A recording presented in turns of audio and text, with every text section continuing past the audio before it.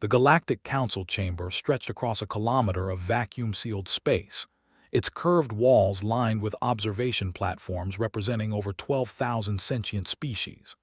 Councillor Thrax of the Vorkath Dominion shifted his massive frame, his triple-lidded eyes scanning the assembled delegates with practiced contempt. These meetings had become tedious, endless debates about trade routes, territorial disputes, and the occasional new species requesting membership. This session would be different. He could feel it in the subtle tension radiating from the central platform. Before we proceed to the standard agenda, the council administrator announced, his voice resonating through the chamber's translation matrix, we have received a formal request for audience from a newly discovered species. They have designated themselves as humans. A ripple of disinterest passed through the assembly. New species appeared regularly in the galaxy's vast expanse. Most were primitive, barely achieving interstellar travel before being absorbed into the collective economy or crushed by those who had mastered the void long before their ancestors had crawled from primordial oceans. Thrax's mandibles clicked with amusement. His intelligence network had already provided him with preliminary data on these humans. They hailed from a system on the galactic fringe, a single sun, a single moon, a planet they called Earth. Their technology was crude by galactic standards. Their political structure was fragmented, divided into competing nation-states even after achieving spaceflight. Their biology was unremarkable. Fragile bipedal mammals with no natural defenses, no venom, no claws, no armored carapace. They were, by every measurable standard, insignificant. Grant them audience, Thrax declared, his voice carrying the weight of his dominion's military might. Several lesser species shifted nervously in their platforms. Good. They remembered what happened to those who opposed Vorkath expansion. The chamber's primary portal irised open, and a small delegation entered. Thrax's eyes narrowed. There were 3 of them, 2 males, 1 female, dressed in simple dark garments that seemed designed for function rather than ceremony. The female walked at the center of the formation, her bearing calm but alert. Her eyes swept across the chamber with an intensity that made something deep in Thrax's predatory instincts stir with unease. He dismissed the feeling immediately. These were prey animals. They had to be. Ambassador Ilara Vance, the female introduced herself, her voice steady and clear. Representing the United Nations of Earth and its affiliated colonies, we come to request formal recognition and membership in the Galactic Council. A murmur of amusement rippled through the chamber. A species that had barely achieved interstellar travel, requesting membership alongside civilizations that had navigated the void for millennia. The audacity was almost charming. Councillor Vell of the Xylos Consortium was the first to respond. Your request is ambitious, Ambassador. Perhaps you misunderstand the requirements for membership. Your species has been spacefaring for less than 3 centuries by our calculations. Most member civilizations have records spanning longer than your entire evolutionary history. We're aware of our relative newness, Vance replied, her expression unchanged. We've also reviewed the membership requirements. We meet every criterion. You have not demonstrated the technological capability required for defensive obligations, Thrax interjected, his voice dripping with condescension. Your fleet consists of what? A few hundred vessels. Your weapons technology is primitive. Your shielding is practically non-existent. You would be a liability in any conflict. With respect, Counselor, our combat record suggests otherwise. Thrax felt his mandibles tighten. Your combat record? Against what? Your own species. Your records show you fought wars with chemical explosives and kinetic weapons for centuries. You nearly destroyed yourselves before achieving spaceflight. That is not a combat record, that is a tragedy. The chamber fell silent. Thrax had overstepped, but he didn't care. These humans needed to understand their place. Vance's eyes shifted just slightly. Something cold moved behind them. "You're correct about one thing, counselor. We nearly destroyed ourselves. Our history is filled with wars, plagues, natural disasters, and existential threats. We faced extinction so many times that we stopped counting." She stepped forward, and Thrax noticed something odd. Several of the other delegates leaned back, as if sensing a danger their rational minds couldn't identify. "Here's what you don't understand," Vance continued. "Every time we faced extinction, we didn't just survive. We adapted. We learned. We turned our greatest threats into tools. We took the horrors of our planet, volcanoes, earthquakes, predators, diseases, and we weaponized them, not against each other, against the universe itself." She reached into her pocket and produced a small device. The security systems didn't react. It was emitting no dangerous radiation, no weapons signatures. But Thrax's instincts screamed at him to destroy it immediately. "Would you like to see what we did with nuclear fission?" Vance asked, pressing a button. The chamber's central holographic display flickered to life, showing footage of Earth, but not the Earth Thrax had seen in intelligence reports. This was Earth consumed by war, cities burning, oceans boiling, the atmosphere choked with radioactive particles. Then the footage shifted, showing humans building shelter beneath mountains, sending ships into space, developing technology that converted waste into energy, turning the very weapons that had nearly destroyed them into power sources. "We nuked ourselves dozens of times," Vance said matter-of-factly. "Each time we learned. Each time we grew stronger. There are species in this chamber that have existed for millions of years. You never faced what we faced. You never faced yourselves in a mirror and realized you had to change or die." She turned to face the assembly directly. "We're not asking for your pity. We're not asking for your approval. We're asking for membership because we've earned it. And if you refuse—" She paused, and Thrax felt the temperature in the chamber drop by several degrees. "We'll still be here. We'll still be watching. We'll still be growing.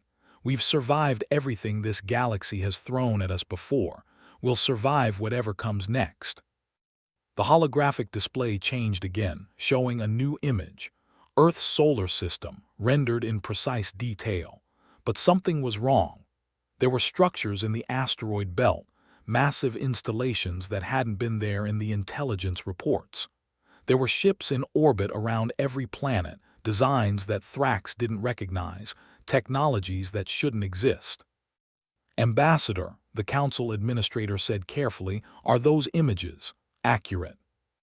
"They're 4 years old," Vance replied. "We've upgraded since then." The chamber erupted into chaos.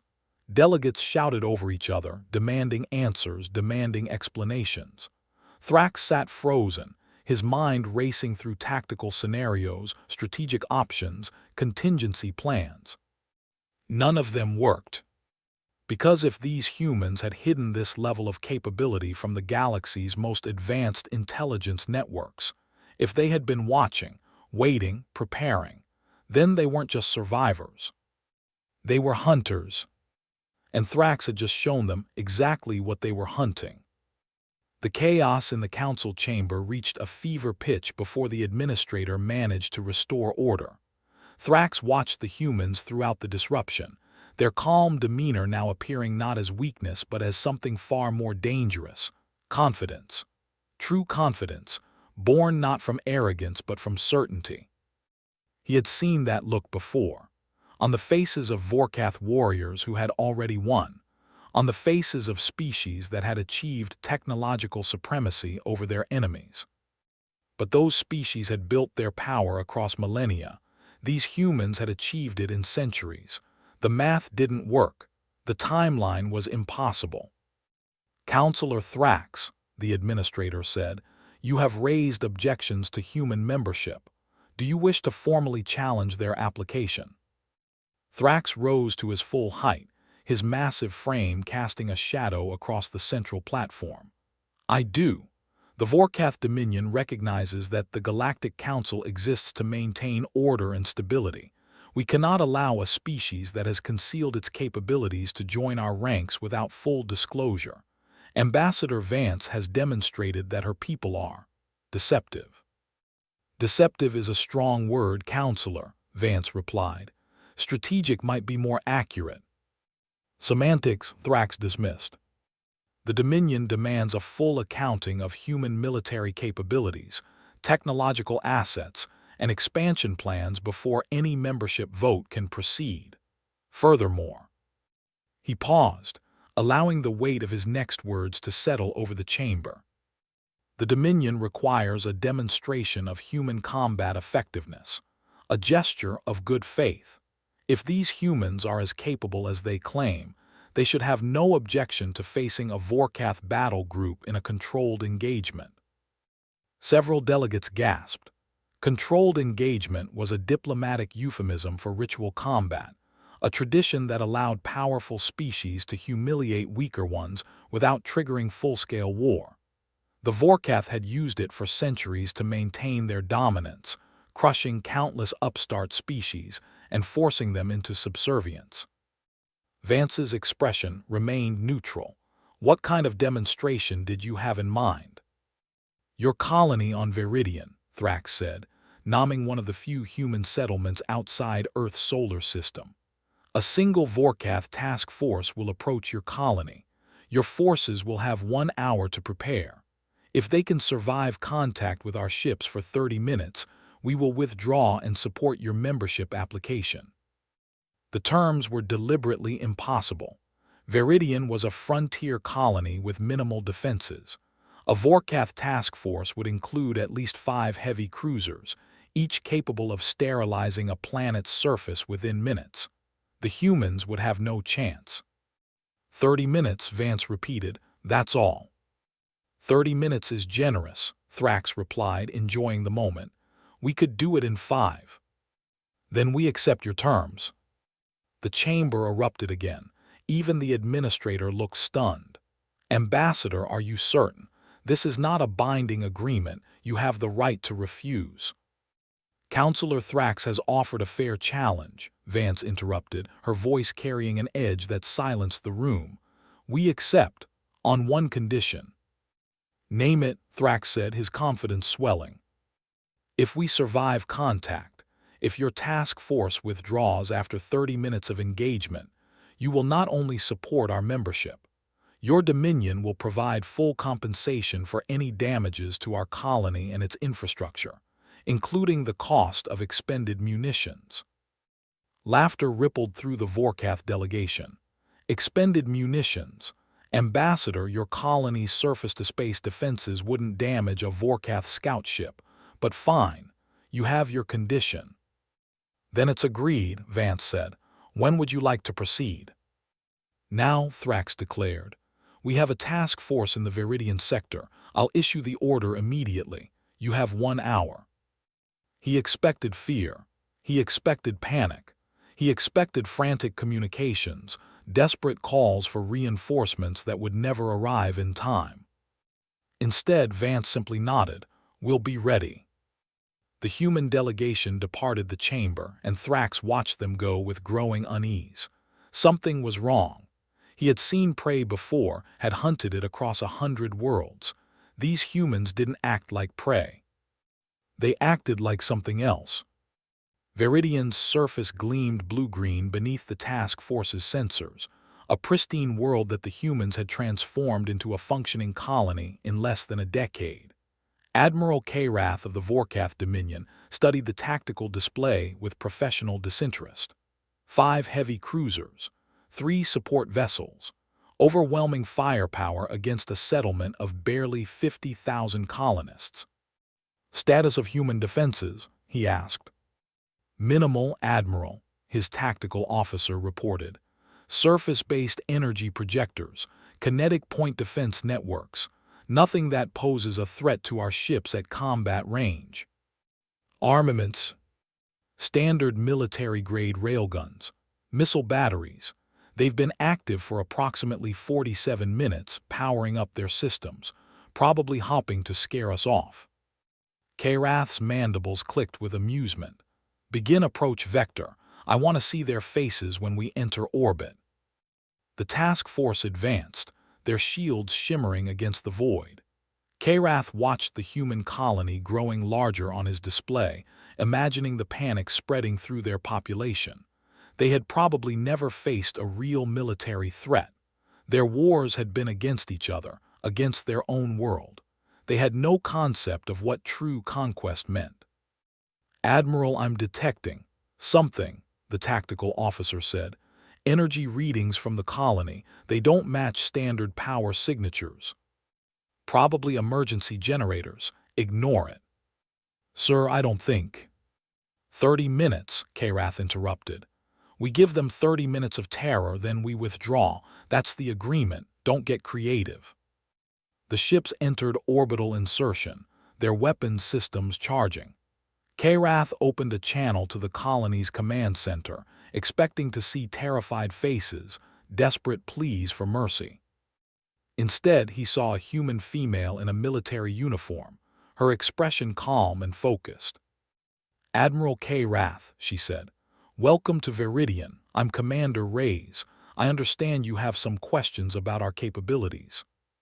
"Commander, we have questions about your survival," Karath replied. "Your colony is now under Vorkath observation. We will be monitoring your systems for the next 30 minutes to assess your defensive capabilities. Do not attempt to interfere with our observation." "Understood," Reyes replied. "But you should know, we've already begun our defensive protocols. I'd recommend your ships maintain altitude above 300 kilometers." Karath felt a chill run down his spine. "Why?" "Because at 250 kilometers, you'll be within range of our mines." "Mines," Karath repeated. "What mines?" Reyes smiled, and Karath realized with horror that it wasn't a desperate smile. It wasn't a brave smile. It was the smile of a predator that had already set its trap. "Our orbital defense grid," Reyes explained. "We call it the Thorn Field. It's been active for the last 47 minutes, while you were busy analyzing our surface defenses. Funny thing about humans, we learned a long time ago that the best way to defeat an enemy is to let them see exactly what you want them to see." Karath's display flickered as something appeared on his sensors, something that hadn't been there before. Thousands of objects, small and dark, drifting in the orbital path that his ships had just entered. "Those energy readings you detected," Reyes continued. "That wasn't us powering up defenses. That was us arming our traps. You see, Admiral, we've been watching your species for a long time. We know how you think. We know how you fight. We know that you'll always go for the most direct approach." The objects began to accelerate, converging on Karath's task force with terrible precision. "We've been waiting for this moment," Reyes said. "We've been waiting for someone to be stupid enough to test us. And now that you're here, now that you're exactly where we wanted you, we get to show you what happens when humans stop being nice." The Thorn Field activated with a precision that defied Karath's understanding of human technology. Thousands of mines detonated in sequence, not randomly, but in patterns designed to maximize coverage. Each explosion sent a cascade of debris, energy pulses, and electronic disruption through the Vorkath formation. "Shields at 70%, the tactical officer reported. "Multiple hull breaches on the Vindicator. We've lost comms with the Devourer." "Return fire," Karath roared, his earlier confidence evaporating. "Concentrate on the colony's surface defenses." The Vorkath cruisers unleashed their weapons, energy beams that could melt cities, projectiles that could crack continents. But the human colony had changed. Defensive screens shimmered into existence where none had been before. Countermeasures deployed with surgical timing, deflecting incoming fire or absorbing it entirely. "Admiral, the colony's shield generators, they're not standard technology. They're adapting to our firing patterns." "Then change patterns, overwhelm them." But even as Karath gave the order, he knew it wouldn't work. The humans had prepared for this. They had built their defenses not to withstand Vorkath weapons, but to learn from them. Each attack was analyzed, adapted to, neutralized. And then the humans began to attack back. Multiple launches from the colony's surface, missiles, but not standard there. I can see what they are, Karath snapped, watching his display fill with incoming projectiles. But these weren't simple missiles. They were hunter-killers, autonomous weapons that tracked Vorkath ships through their shields, adjusting trajectory with impossible accuracy.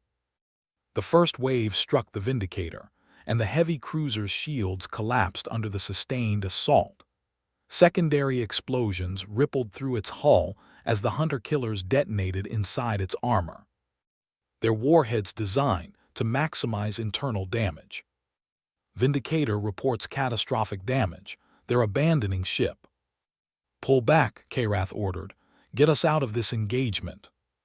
But the Thorn field had evolved. The mines that remained began emitting electronic pulses, jamming Vorkath communications, scrambling navigation systems. The task force was blind, deaf, and trapped in a web of human design. Admiral, the Devourer is under heavy assault. They can't break orbit. Abandon them, Karath shouted, the words tasting like ash.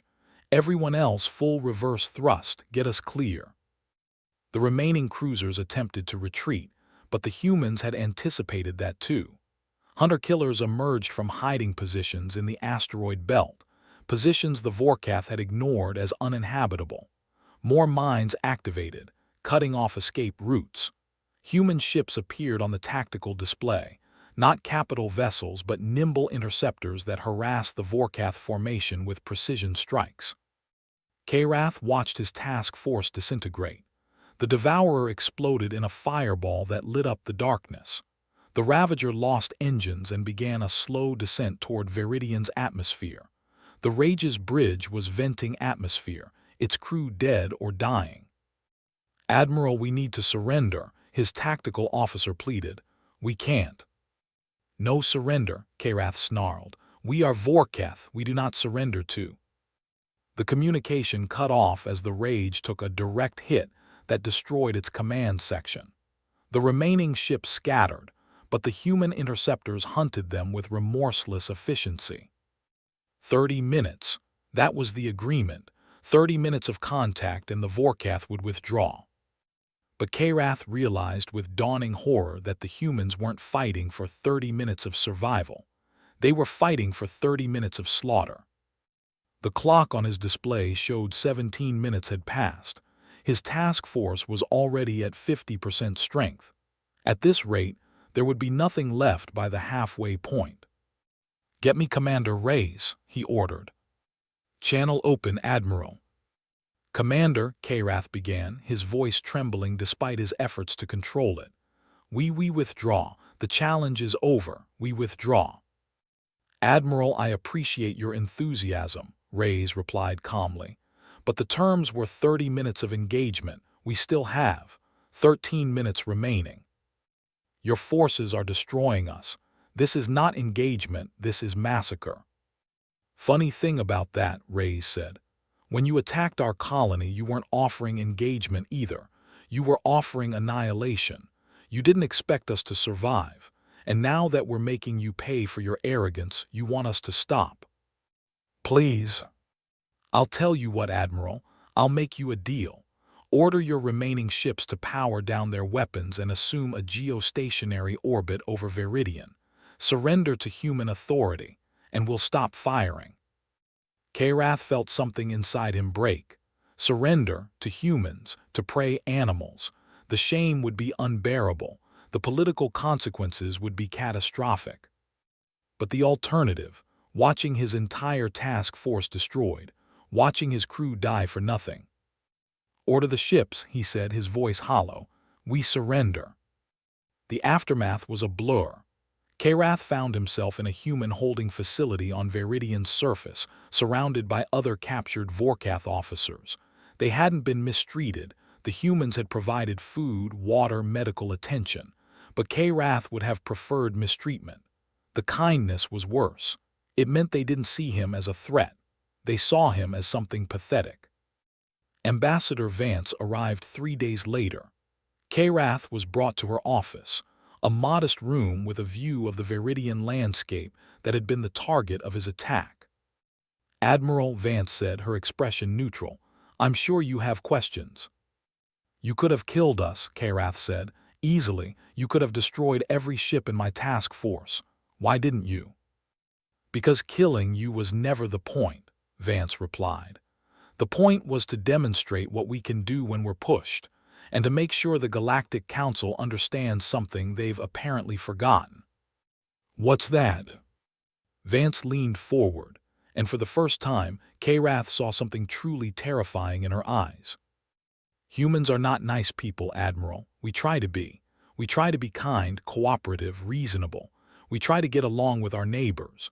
But underneath all that civilization, all that progress, there's something else. Something that's been with us since before we were human. Something that survived extinction events, survived our own worst instincts, survived everything this universe could throw at us. She paused, letting the words sink in. We are the species that looked at the cold, empty void of space and said, we'll build homes here. We are the species that faced nuclear annihilation and turned it into energy. We are the species that looks at an overwhelming enemy, calculates the odds and says, well, someone's going to lose today. It might as well be them. Karath swallowed hard. What do you want from us? Right now, nothing. We want you to go back to your dominion, tell them what happened here, and make sure they never try anything like this again. And if we do? Vance smiled, and Karath realized he had never truly understood what human smiles could mean. Then we'll consider this matter closed. But if you push us again, if any species in this galaxy pushes us again, we will show you exactly what we've been holding back.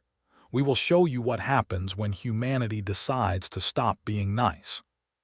She stood, signaling the end of the conversation. Enjoy your stay on Vidian, Admiral. I hope it gives you time to think about what you've learned. The Galactic Council convened in emergency session, the Vidian incident dominating every discussion. Karath's report had spread through the galaxy like wildfire, and the political implications were devastating. A major military power had been humiliated by a species that shouldn't have been able to resist at all. Councillor Thrax sat in silence as the other delegates debated. His position had been undermined, his authority challenged. The Vorkath Dominion had been exposed as arrogant and weak, unable to defeat a primitive species that had simply refused to lose. But Thrax was not finished. He had resources the Council didn't know about. He had connections that could turn this disaster into opportunity. Councillor Thrax, the administrator said, your Dominion's task force was destroyed. Your officers were captured. Your species has suffered a catastrophic blow to its reputation. What does the Vorkath Dominion intend to do in response? Thrax rose, his voice steady despite his internal turmoil. The Vorkath Dominion acknowledges that the Vidian engagement was unfortunate. We miscalculated the human capacity for resistance. However, we believe that this incident should not be used to validate human membership in the Galactic Council.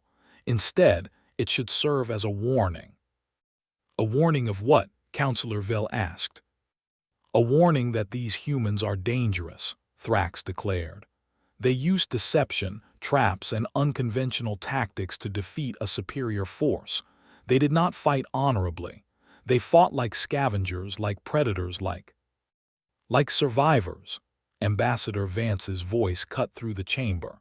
She had entered without announcement, her presence sending ripples of tension through the assembly.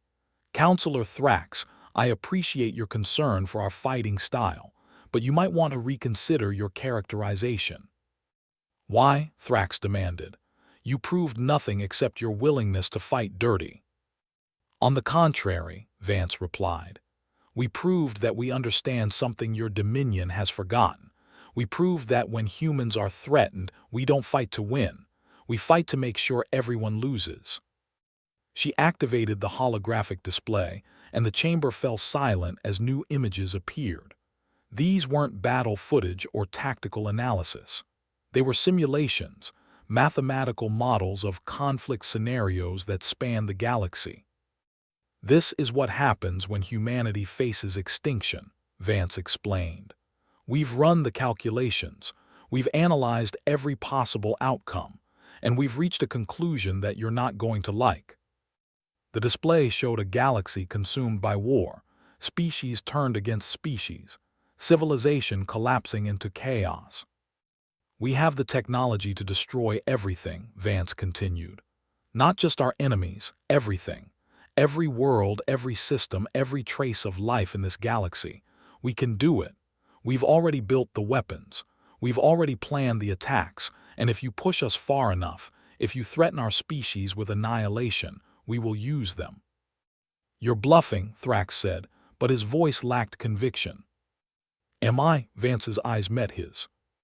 Let me ask you something, Counselor. What do you know about human history? What do you know about the species that survived the Ice Age, the Black Death, the nuclear arms race, the climate crisis, the wars, the plagues, the disasters?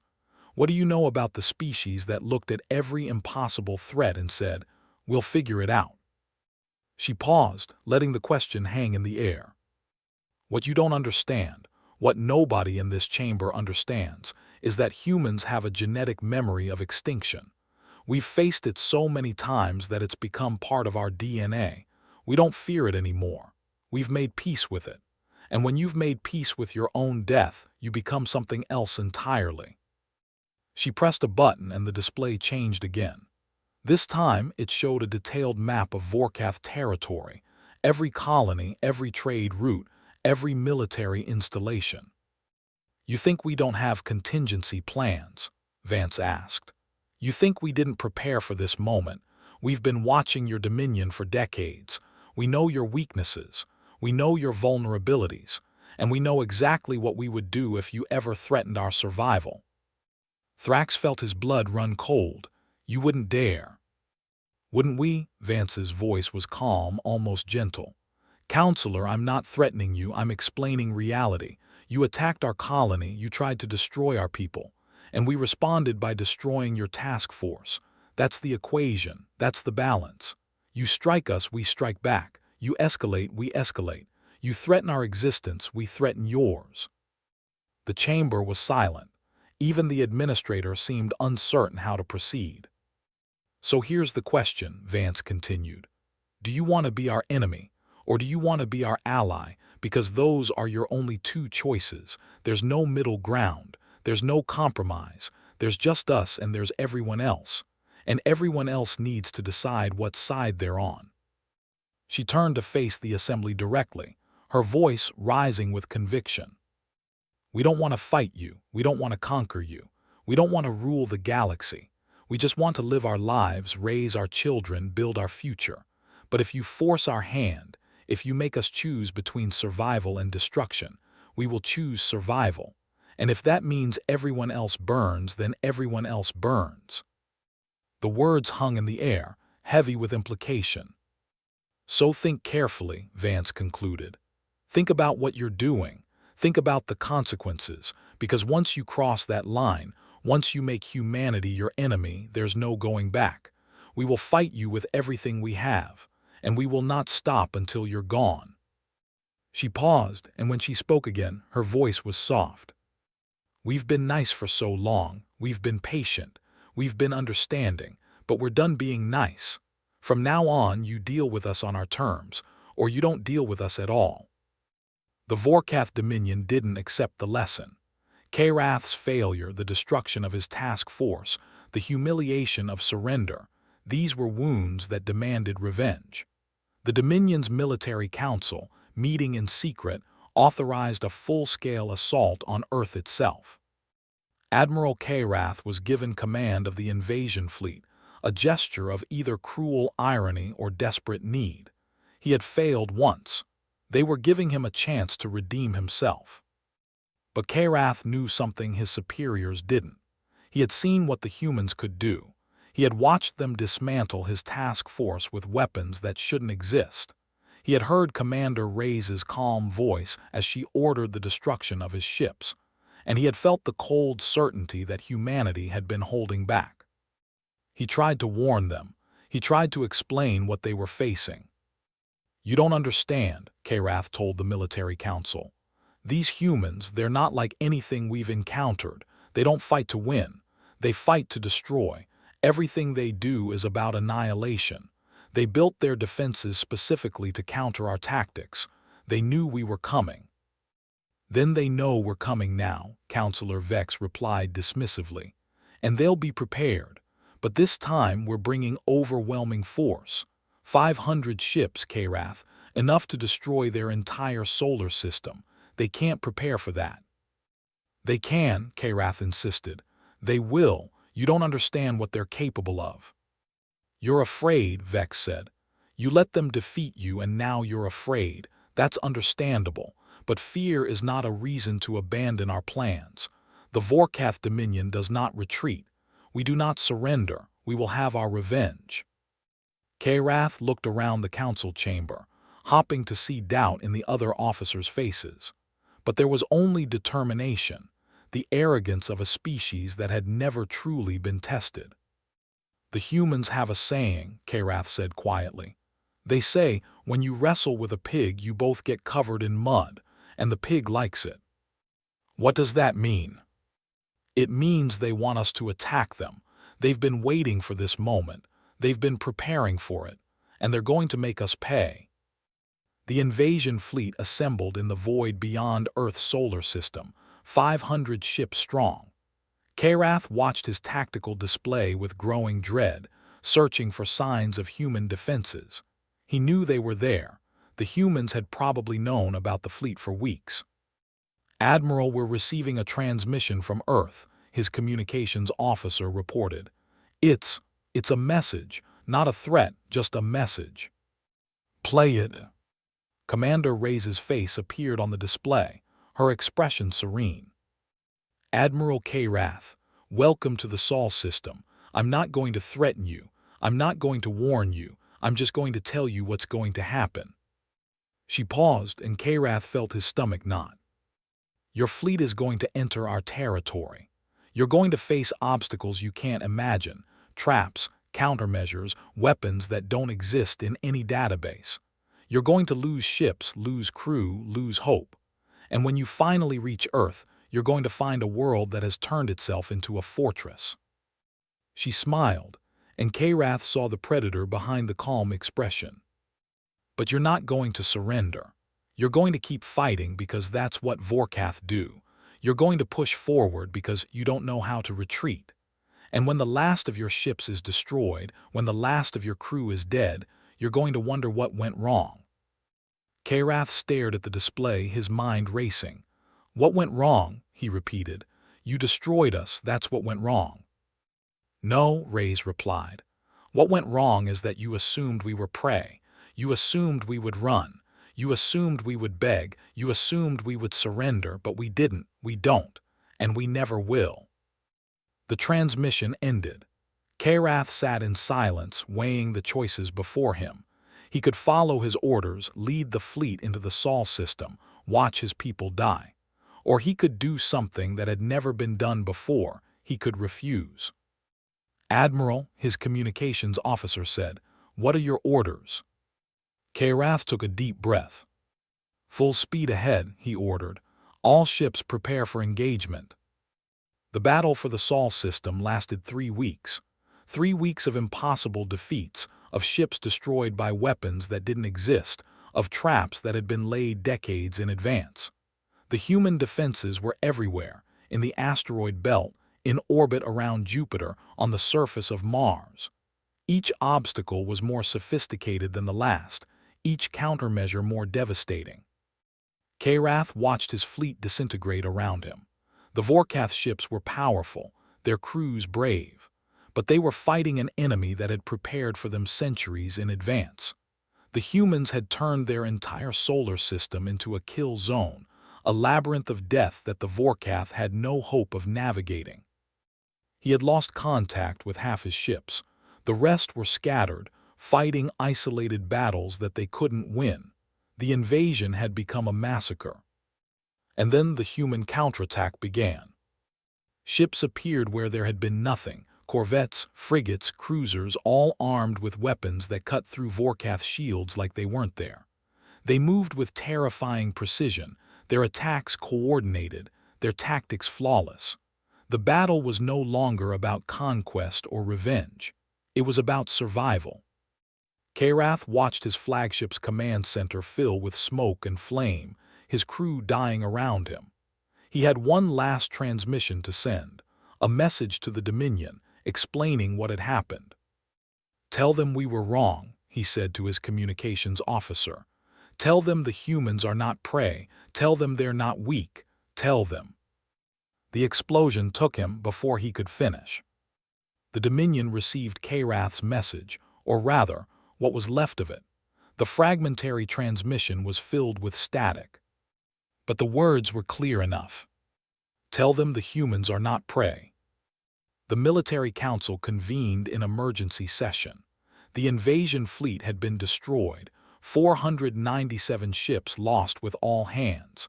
The Dominion's military power had been crippled. Their political standing was shattered, and the humans had suffered minimal casualties, none at the planetary level, none to their core infrastructure. Counselor Vex stared at the tactical display, struggling to comprehend what had happened. "How?" she asked. "How is this possible?" "The humans prepared," another officer replied. "They knew we were coming. They had been planning for this for decades. Every strategy we used they had countermeasures for. Every tactic we employed they had prepared for." "Karath warned us," Vex said quietly. "He told us we were making a mistake. We ignored him." "We ignored him," the officer agreed, "and now we're paying for it." Vex looked at the tactical display again, at the wreckage of the invasion fleet, at the human defenses that had proved impenetrable. "What do we do now?" she asked. "We make peace," the officer said. "We make peace and we hope they accept it, because if they don't, if they decide to retaliate, we're finished." The Galactic Council gathered once more, but the atmosphere had changed. The Vorkath Dominion's humiliation was complete, and the balance of power had shifted in ways no one had anticipated. The humans had proven themselves not just survivors but victors, capable of defeating the most powerful military in the galaxy. Ambassador Vance entered the chamber, and the delegates fell silent. She had become something more than a diplomat. She was a symbol of something terrifying and inevitable. "Counselor Thrax," Vance began, addressing the Vorkath representative with careful formality. "The Dominion's invasion of the Sol system has been repelled. Your fleet has been destroyed. Your military is in disarray. I'm here to discuss the terms of your surrender." Thrax rose, his expression grim. "The Vorkath Dominion does not surrender." "Then the Vorkath Dominion will be destroyed," Vance replied calmly. "I don't want that. Nobody here wants that. But if you force our hand, we will do what we have to do." "You can't." "We can," Vance interrupted. "We've been preparing for this moment for centuries. We know your supply routes. We know your production facilities. We know your political vulnerabilities. We can dismantle your entire civilization in less than a year. That's not a threat. That's a fact." Thrax stared at her, his mandibles trembling with suppressed rage. "What do you want?" "Peace," Vance said. "We want peace. We want to be left alone. We want to build our future without being threatened by species that think they can push us around. That's all we've ever wanted. But if you won't give us that, then we'll take it." "You're asking us to submit to human authority." "I'm asking you to acknowledge that we are equals," Vance corrected. "I'm asking you to treat us with respect. I'm asking you to understand that if you attack us again, there will be consequences. Dire consequences." Thrax was silent for a long moment. Then he nodded slowly. "What are your terms?" The negotiations took 3 months. The humans demanded and received full compensation for the invasion, including reparations for the damage to their infrastructure and the loss of their ships.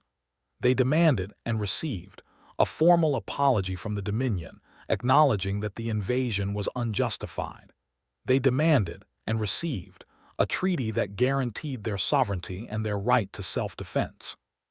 But the most important demand was one that the other species didn't understand. "We want a seat on the Galactic Council," Vance said, "a permanent seat with full voting rights." "You've earned it," Counselor Vell admitted. "But why? You've already proven you don't need our approval. You've proven you can defend yourselves. What does membership give you?" "It gives us a voice," Vance replied. "It gives us the chance to prevent wars before they start. It gives us the opportunity to build alliances, to create a future where species don't feel the need to attack each other. We don't want to rule the galaxy. We want to make sure nobody else tries to." The delegates were quiet. The concept was alien to them, a species that had one absolute victory asking only for a seat at the table. "You really don't want to dominate us?" Counselor Vell asked. "We don't want to dominate anyone," Vance said. "We want to coexist. We want to build something that lasts. We want to be part of this galaxy, not its rulers." She paused, and when she spoke again, her voice was filled with conviction. "That's what humanity has always been about. Not conquest, not domination, but survival and cooperation. We've made mistakes. We've done terrible things to each other, to our planet, to ourselves. But we've always tried to be better, and we'll keep trying as long as there's hope. But if someone threatens us, we won't hesitate. We will protect ourselves by any means necessary. And if that means the galaxy burns, then the galaxy burns. But we'd prefer to avoid that. We'd prefer to build something better." The treaty was signed, and the Vorkath Dominion retreated to rebuild its shattered military. But the lesson had been learned, not just by the Vorkath, but by every species in the galaxy. The humans had changed the game. They had demonstrated that power wasn't just about technology or numbers. It was about will. It was about the refusal to accept defeat. Ambassador Vance stood on the observation deck of the human diplomatic vessel, watching the Galactic Council's headquarters recede into the darkness. Commander Reyes stood beside her, her expression thoughtful. "Do you think they'll keep the peace?" Reyes asked.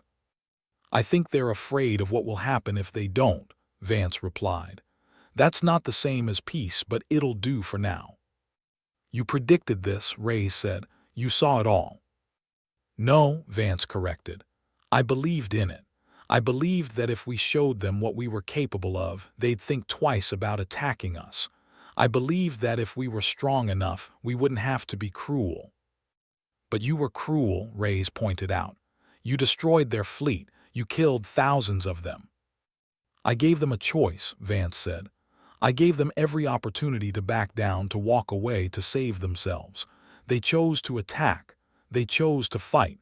And they paid the price." Reyes was quiet for a moment. "What happens next?" "Next we watch," Vance said. "We watch the galaxy, we watch the council, we watch for threats. And we build. We build alliances, we build trust, we build a future that doesn't depend on fear or destruction. And if someone threatens us again—" Vance smiled, but there was no humor in it. "Then we stop being nice again." The galaxy changed in the years that followed. The humans became respected members of the Galactic Council, their reputation as fierce defenders of their sovereignty spreading across the void. They established trade routes, diplomatic connections, and cultural exchanges. They shared their technology, their knowledge, their art. But they never forgot the lesson of the invasion. They never relaxed their defenses. They never stopped watching for threats. And the other species never forgot the lesson either. They remembered the Thorn Field. They remembered the hunter-killers. They remembered the fortress that Earth had become. And they understood that humanity's friendliness had limits, hard, unbreakable limits that could only be tested once. One meeting had changed everything. One meeting had demonstrated that the galaxy's strongest military could be humiliated. One meeting had shown that the humans were not prey. And one meeting had revealed the terrible truth, that when humans stopped being nice, the entire galaxy would have to answer for it. 10 years after the invasion, the Galactic Council convened once more. This time, it was for a celebration, the anniversary of humanity's membership, the anniversary of the peace that had held for a decade. Ambassador Vance was present, her silver hair now streaked with white, but her eyes still sharp. "You've done well," Counselor Vell said, approaching her.